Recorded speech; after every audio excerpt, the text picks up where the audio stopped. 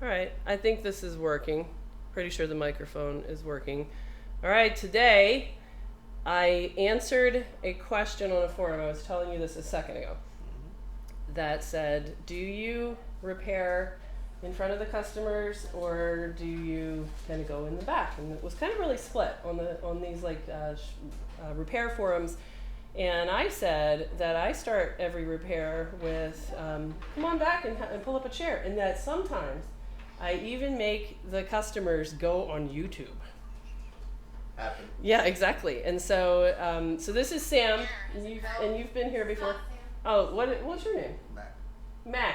All right. Well, I just met Mac. Now, Mac, you're in the community, right? Yeah. So you work doing cell phone repair over at the mall. Yep, in the mall. HV Mall. What's it like with the mall culture and repairs? Is everybody like got to get done in like 15 minutes 10 kind of minutes, stuff? 15 minutes, that's about it. Yeah. Stop And you do your repairs in front of everybody. Yep, everybody. So you like kiosk thing. Yep, kiosk in the middle of the mall. Yeah. So that's gotta suck if like, so tell me like, what's like the worst story of where you like, I don't know, somebody's phone comes in working and then not. Like, what about like the iPhone 7 with the audio IC where like it starts to have like a really long boot loop, but it was fine before? That's like only time it happened with the boot loop is when the home button not connected to the screen. Okay. You have to have the home button Yes. connected plus the other one, what they call it, the proxy sensor. Yes. Mm-hmm. That's the only So problem. have you had any of those white knuckle moments in front of Yeah. the customer? Anytime you have to open one phone more than 2 times, you just want to take a hammer and just smash the phone. Yes. Sorry, Right. it is what So it is. tell me so how do you handle that? Like what's your like spiel? Like, this is a level 3 repair. Like how does it go? Have patience. Tell the customer, why don't you take a walk and come Why back don't you in take a X amount of walk? time, and we'll They're take care having a of it." sale at Victoria's Secret. Exactly, I think so- you would totally want to check it out And then, and like, for the relax. convenience, I'll tell them when you come back, I'll give you like X amount of the discount on the case. or the Oh, plastic. okay. Yeah. So make them happy. Yep. Make life easy for me too at the same time, because first 2 times I can just open it, Yep. no problem. But at the 3rd time, what happened is, like, you don't want to do the same thing in front of the customer 3 times. Oh yeah. You don't Yeah. attack on anything, so Yeah, that's take definitely a walk. definitely not cool. Yeah. All right, let's see. I think I had this. We'll have to see if I had it set on private and I just changed it over to public, but nevertheless. All right, so what about this one? So tell me the story with this one. Somebody came in Yeah, this one was the first in the morning around 9 o'clock. today. Yeah. Uh-huh. And change the screen, Yep. and the phone turns on. Mm-hmm. They check the phone. They walk away. They call back in 2 hours. Oh, okay. That it started rebooting. Mm-hmm. So it's like, I really don't know what exactly goes wrong with it. So we deal with anything on the other side of the connector. Yeah. Anything on the other side of the connector. Exactly. So when anything happened on this side of the connector, that's when I had to come to you. Okay, gotcha. So this time was on this side of the connector. Alrighty. Okay, let's see. I'm not 100% sure that you can take a stream and make it go from private to public. So I'm gonna stop and start again, just because I switched it over. Little intro. Alrighty. So we're, I think, starting this over, and that should make notifications. Let's see if that actually works. I'm gonna go to the YouTube channel and see. Yeah, why don't you go to the YouTube channel and see what it says. All right, so I had started this a second, maybe a minute ago, and had it on private instead of public for no reason. And now we're gonna restart our stream here so that we can kind of catch up. There's no internet on iPad Rehab Public. Well, yeah, I mean, there's no service in here for sure.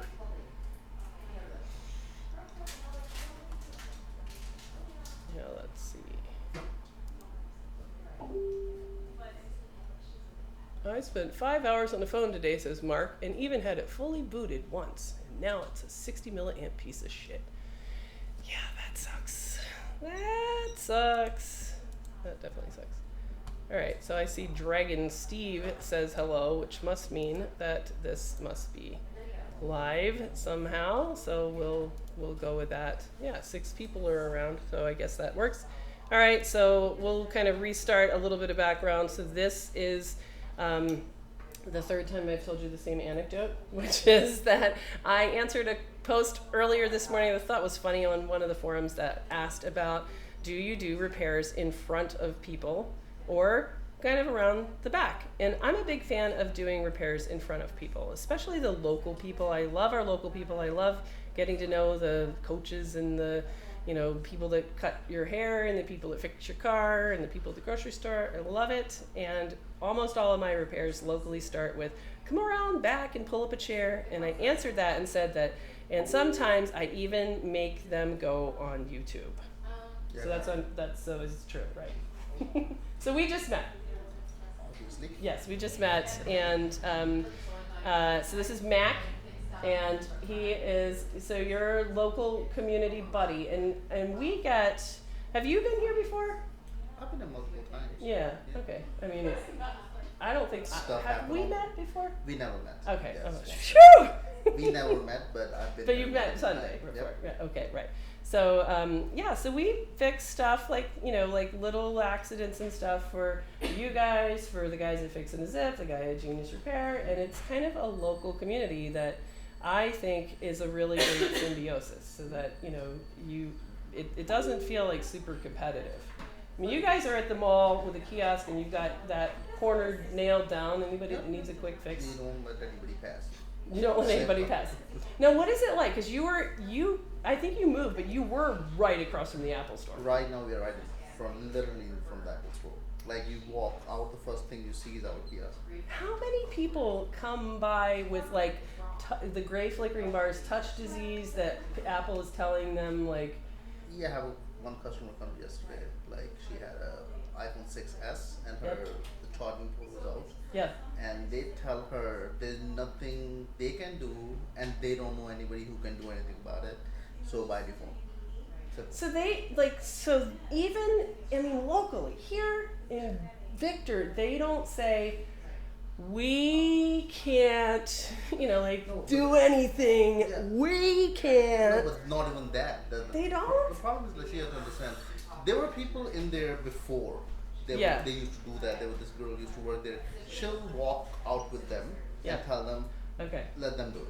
They will do it better. Yeah. But the problem is that, I don't know, she moved and I think the whole staff changed. She was killed by Apple. Yeah, and then the problem... They lynched her. The problem is that I believe on the end of the day, they get paid to sell a new phone. Okay. I get paid to fix whatever is broken. Right. So basically, my job is to make sure there's certain things I'll tell them is better to go to Apple. So right. Like, no, I can't fix everything. Right, yeah. There's certain things I'll tell them will cost you X amount of money. Yep. If you go to Apple, they'll do it for that much and it's better. All right, something's up with my camera, so let's move this camera if we can. Like, I'm trying to figure out how to make this camera. This is my new camera, but the other camera is a piece of shit. Here, let's see. All right, we're just gonna go ahead and get started on this repair. So just tell us, and we'll look under the microscope, what's the deal with this? This is an iPhone SE. Yep, SE, I believe, while reconnecting the battery, either I pushed too bad or when I was removing it, I pulled it out at some wrong angle. Okay. Could you feel that happen, or just like that's what you gather now that this went out working and then you got a call? Look, that's what I can imagine at this point. That's what happened. Okay, gotcha. All right, let's take a look under the microscope. So this is this one. So let's take a look. Now on the SE, it really doesn't get a lot of things wrong with it except for this, which is these dudes right by the battery connector are really easy to knock off. So you can see this little guy, there's 2 over here, and then there's 2 over here. Can you tell which one's missing? I believe the one on that side. Yeah, so this guy is right there. Yeah, so we got dude and pads, no guy there. So you got super unlucky, because if you had knocked off any one of the other ones, 1, 2, or 3, any of the other ones are just capacitors, which their function is to keep the signal kind of clean, kind of like a radio on static versus being right on the channel, the phone isn't really going to care. There's not going to be any practical consequence if you have a problem with one of those guys being just totally missing. You wouldn't notice. They wouldn't notice. They wouldn't come back. But the one there that's missing, it's FL11 in the 5S. I'm not sure if the numbers changed in the SE. But that guy's a filter, so that's a drawbridge. And knocking him out means that you have broken open the line. And that line is for your battery data. So the battery itself. Story of my life. I hit the wrong one. I had one out of 4, 25% chance, and I was able to get the unlucky one. Yes. Like that's how I tell customers, like there's 1 out of 10 chance that maybe you have a defective piece. That's going to give you 30 days warranty, and it come back. But yeah, exactly. It happened to me. Right. Yes. That's like when I used to teach college, the multiple choice had a 50-50-90 rule that if you could narrow it down to a 50-50 spot, that 90% of the time you'd pick the wrong one. And that's just the way it is. All right, so the battery, though, the thing this guy right here is here because he did a pretty bad DIY mistake. This is a 6, and he plugged in a 6S battery into it. Isn't that the connectors are? It doesn't really fit. They actually push it. He did it anyway. Yeah, he was able to overcome the fact that it doesn't actually fit in there. That's a talent. That's a talent. Yes, that's a feature. Right. So, I tried once, it don't work. Right. So, yeah, but that one, he actually has a much bigger problem because on that one, he had sent the battery voltage down the battery data line, which is not going to make the phone happy. And so he ended up like kind of corrupting his data, and that was pretty bad. So for this one, the phone doesn't know that the battery is fully drained, so that it last it heard was fluctuate basically. Right. It last it heard it had, whatever it was, 12%. But it doesn't update because it can't hear the battery ever after that. All right, let's see. You're a good egg, Jessa. Well, thanks, Mark. Let's see. I'm trying to figure out my new camera stuff. Now, one of the things that I've learned the hard way on doing these, what we call the little pecker repairs, these little peckers, they're hard to get back on, is that it's tempting to just try to get one back on there without taking the board out. And that, I think, makes your life a lot harder than if you just take a few seconds, take the board out, and pop off this shield. So we're going to do that. We're going to pop off this bottom shield and give that a whirl. Alrighty. So what else? What about, I thought that it would be really fun. I still think this would be really fun. I think it would be really fun for us to go over to your kiosk right in front of the Apple Store, and for us to bring like the microscope and soldering station one day. And the current sort of whole big problem at board level is iPhone 7 audio IC and iPhone 7 baseband fault. So with the audio IC, this is a big deal for you guys to kind of be aware of, is that the iPhone 7 will just get a regular cracked screen, and all along it had a problem at the audio IC, so that it manifests when people can't hear, the speaker can't hear on the phone call, like I can't hear you. Voice memos are grayed out. Siri can't hear you. All these sort of like audio issues that the iPhone 7 gets. Those are all part of this one problem, that this chip gets a poor connection, just like a Christmas tree light strand that kind of works sometimes and doesn't. That happens at the very edge of that audio IC. Now here's where it gets you into really big trouble. If that happens to your phone, and if you're a user, you might never turn your phone off. You just plug it in, use it, plug it in, use it. You never actually power cycle it. Then when they crack the screen and go to you, and you're the first one to disconnect the battery, you're the first one that's going to have the phone boot up again. And that happened. Yeah, exactly. So then with the audio problem, it can manifest as like a long boot loop. Or just boot loop. Yeah, no, that happened. Because the thing is, people don't understand that when I tell them that like the phone was off. Yes. And the phone was on for a long time, first of all. And once I'm going to turn it off, unplug everything, and whatever wasn't showing in the thing initially, people don't want to hear that.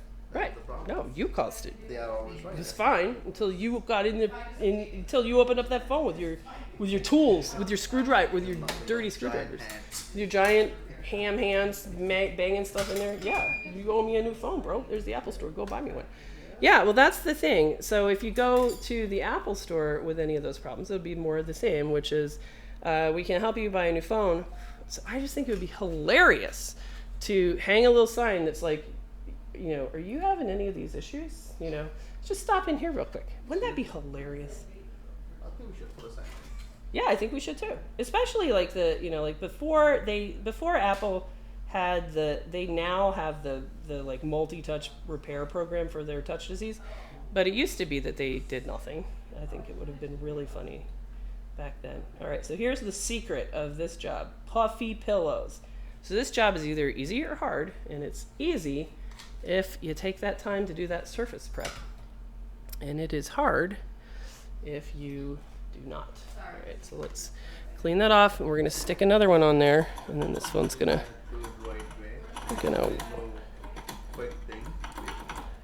Yep, this one is, all about the pad prep and making it have nice puffy pillows to put your new dude on. If you do that and you've got a shiny surface, then the new guy will go on nice and easy. Something with the 7, things are going bad quicker than basically. Yeah, you're right. Yeah. 6S lasts long enough time before the charging port goes out. Right. 7, I've seen that thing in 8 months charging ports are going out. Right. Yeah. I totally agree. I think the 6S I thought that the 6 Plus sucked, and that the 6S that they had solved some problems. That it was it is a good phone. It's a good phone. Like, as compared to 7, I'll still go for 6S. But the problem is with the 7, it's just everything moves already there. I don't like that. Now, have you seen any iPhone 10s? Yeah, a lot. Yeah, exactly. I think the iPhone 10 sucks. That's the phone I have, and it's a piece of shit. It's the worst phone I've ever had. That's why I buy Samsung. I know. I've been saying that. I had a 6 since launch day forever, which... This thing has a problem too. Like, I just got my screen replaced. What happened was the screen burned. Oh. Like top from here was dark, and then it was dark. I just got it replaced by them. But that was kind of my fault. I had that thing full brightness. Yeah. Like, they have that full brightness with full, and then there's 1 centimeter. Yeah. That's for extra. And leaving me, I need full. And that's the screen. It's funny. My son is always, walking around with 9% charge, and he's like, "Don't worry about it, Mom." Like, he is a shark about having his screen super dim, so that his battery life lasts forever. All right, so we're gonna grab our new dude and we're gonna stick it right on there like that, nice and easy, and that is gonna solve our problem. All right, so let's rebuild. Well, I've done this once or twice before. All right. I wonder what's up with my front camera. I gotta figure that out. I kind of jerry-rigged it a little bit so that it doesn't run on a battery anymore. It runs on the DC power supply with a bunch of wires and stuff. All right, so we're gonna clean that off, and now we should have a nice path from these middle pins where the battery data, the gas gauge, the charge percentage, that kind of stuff, where that will run through and talk to the motherboard now. All right, so we're gonna stick our shield back on, And we're going to do that with just an iron. I do want to do a video on how to get these shields off and on, I think. Alrighty, she uses an iPhone 10 under duress. So I had an iPhone 6 that I got from the Victor Apple store on launch day, so that I could, know what we needed to fix. Had that, still have it, and then when Good Morning America called us up and we're like, oh, so, can you disassemble this iPhone 10? We're going to do some drop tests, and you can kind of tell us what's wrong. I'd never seen an iPhone 10. Sure, no problem. Running around. You know how hard it was to get an iPhone 10? It was like same day. It was. Yeah, of course. It was really hard. You should have called us. I should have called you guys. We had 9. Oh, you did? You're right across. So people that would. Sam, his wife, and his uncle, they stood in line overnight, and they bought 9 phones. Wow. Well, I mean, that would be convenient. You're right there. They could kind of Exactly. just we're gonna do a little work. We're technically in line. And this do overnight. Should have called us. Yeah, I totally should have. That was a good idea. Yeah. So now I'm stuck with this iPhone 10, and I hate the iPhone 10, but the camera is really is a nice camera. So then you've got these great pictures, and it's hard because you just want to throw it in the lake, but you can't. All right, so we're gonna test this out and see. Alrighty, 20 viewers. Yeah, Lewis, something's up with I started this stream as accidentally. I set it to private, and then I turned it off and then turned it back on. I don't know what's up with that. So let's see. Is this Paul Daniels? I don't think so. What do you use personally? Oh, and I was so excited. I was gonna get, I don't know, Samsung, probably S6. What do you recommend? What should my next phone be? Personally, go for something with a flat screen. I don't like curved screens because you can't put a screen protector and a better case on it. More chances of gonna break. I think with a flat screen, I would go for it. Not like this one, definitely. It's not bad, but curves, I hate that. Would you get that phone again? Do you like the camera? Oh, camera is good, yes. Yeah. I love it. So what phone is that? It's S9 Plus. Oh, 2 cameras in the back. fancy. Some- Fancy. Yeah. Alrighty. I was going to go and buy the other one, what they call it, the OnePlus 6. Alright. Seems like a good phone, same specs like this one. Yep. Cheaper. Alrighty. Do you ever watch Lewis's videos? He's the MacBook guy? No, of course not. This shit's fucking boring. I get it. Oh, man. Alright. What are you going to tell him back at work tomorrow when you're like, I went over there, she made me do a fucking video. Exactly. I told him, you need more money. Exactly. I'm never going there again, man. We gotta learn how to do this ourselves. When are you guys coming to my class? That's what I want to know. Let me see, the problem is he's been saying he's gonna go. Yeah. For a long time. Yes, I've heard that. He asked you so many times that he's gonna come in, but he never showed up. Yeah. But now he's having a baby next week, so yeah, I think so. He's actually gonna show up for another couple of months. Yeah, so that's not happening, huh? He's out now, basically. This week, I think he'll go to the hospital. Yeah. Okay. Well, Well, that's an exciting. Yeah, exactly. That's like a super exciting. How old is your kid? 7 months. Yeah. So you're old sage, right? He does wake up in the nighttime sometime, and it's kind of fun. What? Fun in the night? Yeah, no. Or is that he wakes up in the nighttime, period. But he's kind of fun, just in general. Yeah, he wake up, basically he starts standing up, so he just hold on to the headboard. Yeah. And walk along it. And Yeah. I wake up one day, his foot in my face. Yeah, I remember those days where they would my kid had the pacifier and he would intentionally throw it out just to make you kind of run back in there. But we don't do that to him. Oh, you don't? Nope. We don't make big deal. We don't make it look like that you own us. No. You're not my dictator, boss. All right, Okay, now where's the screen to this? Is it over here? Am I supposed to have it? Is it one of these in my pile? We'll have to get a consult. Oh yeah, I don't think she gave it to me. Hey, do you guys have the screen? Yes.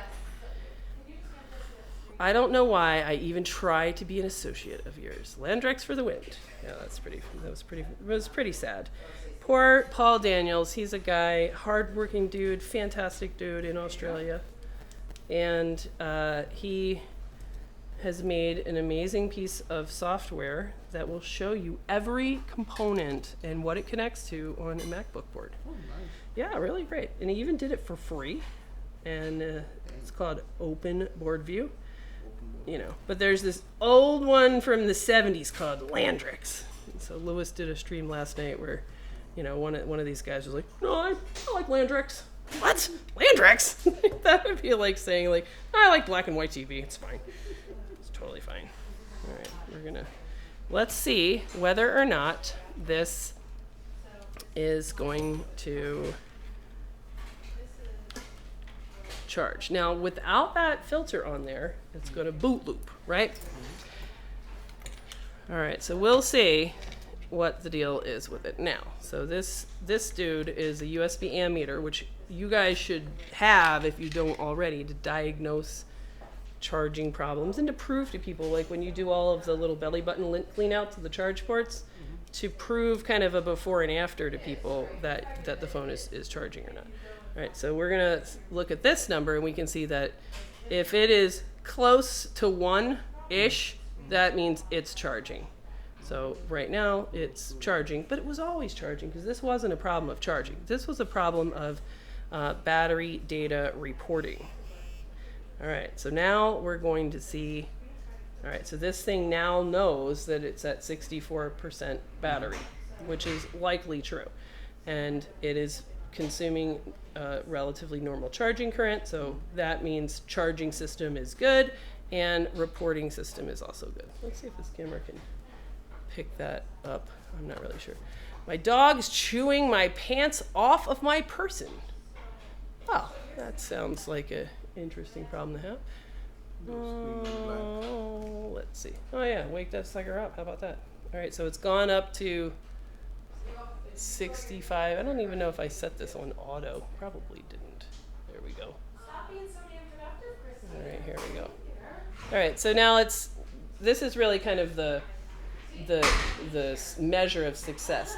Is it reporting the battery percentage correctly, which it is doing. So we saw it go from 64 now to 65. It's consuming charging current, which means this is going to go to 66 and it's going to continue up. The way you get into trouble with this thing is that the board needs to hear from the battery, not just, hey, what's your charge percentage, bro? It needs to hear, are you on fire? So it's going to be listening, hey, what's your temperature? Which comes in on the same line.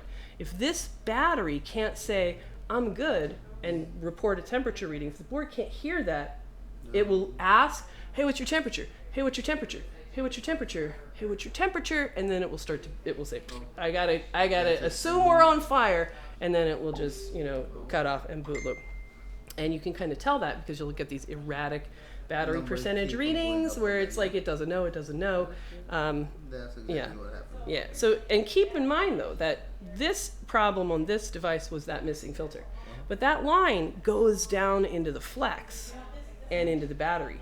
So sometimes a bad battery itself can cause that same problem, or a tear in the flex that can cause that same problem as well. So the next time you see that sort of erratic percentages, you will know what's going on. You got a problem somewhere on battery data, and that is likely to be a battery unless you knocked off the little dudes. When it's an SE, those little dudes get knocked off really, really easy.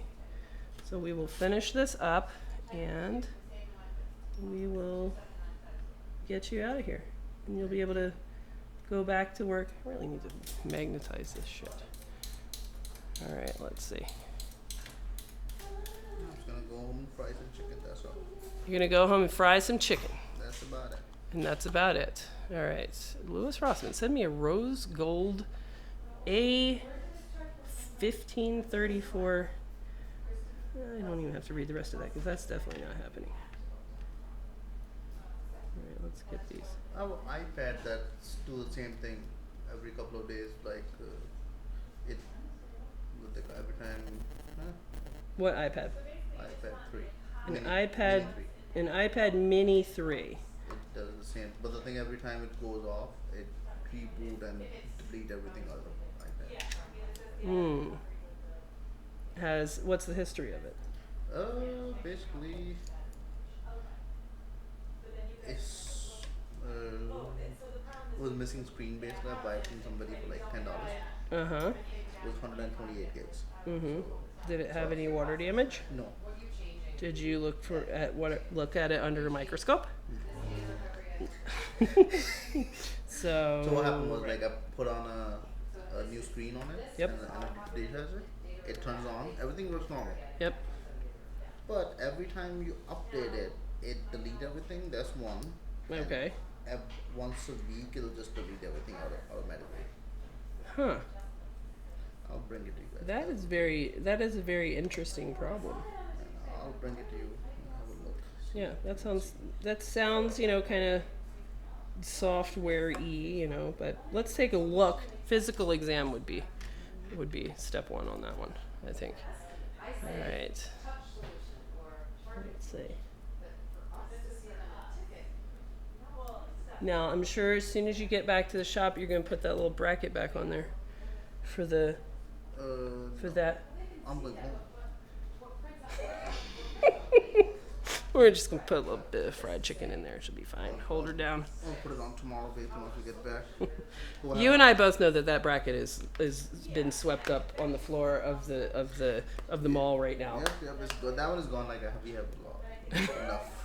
Yeah. Well, all right. So now it's at 69%, which means it can hear and it's updating and it's gonna be totally fine. All right. So that's gonna be in the success column.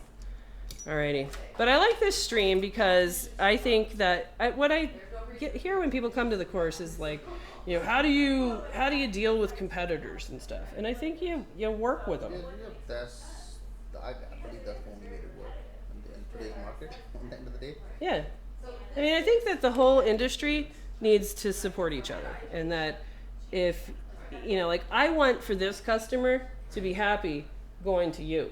Because that customer then is glad that they didn't go to the Apple store, which was their other option. And if this phone doesn't get fixed, then they're going to think, God damn it, why did I stop in there? I should have just kept on cruising and gone into the Apple store and bought a new one. And that's not good for any of us. No, that in long term, they go tell 10 people. Right. It's not only us. Then they go don't go to anybody else but Apple. Right. Yeah, people. I hear you. Alrighty, so our camera's not working, and that's the best we can do. But here we go. We now have this phone has charged up. It's reporting 70%. Maybe you can see that somewhere. Oh, here we go. It kicked in. So it's at 70% and 70% charged, and that means it is good to go. And we're gonna. What do they call that thing? This thing you can buy at iPad Rehab Supply. Okay. Right up front. This is called a USB ammeter, and it's really great for customers for you to show if this was a bad charge port one, that you could plug it in and see that it says 0, clean it out, show them that now it's charging, that kind of stuff. All the old ladies with the Kindle ports that kind of don't work, if you sell them one of these, then they can know how to work, they don't want to get a new Kindle, they don't want to set it up again. So you can kind of teach them, just plug it in and leave it. When that thing says that it's charging, it is charging. Rather than just guess.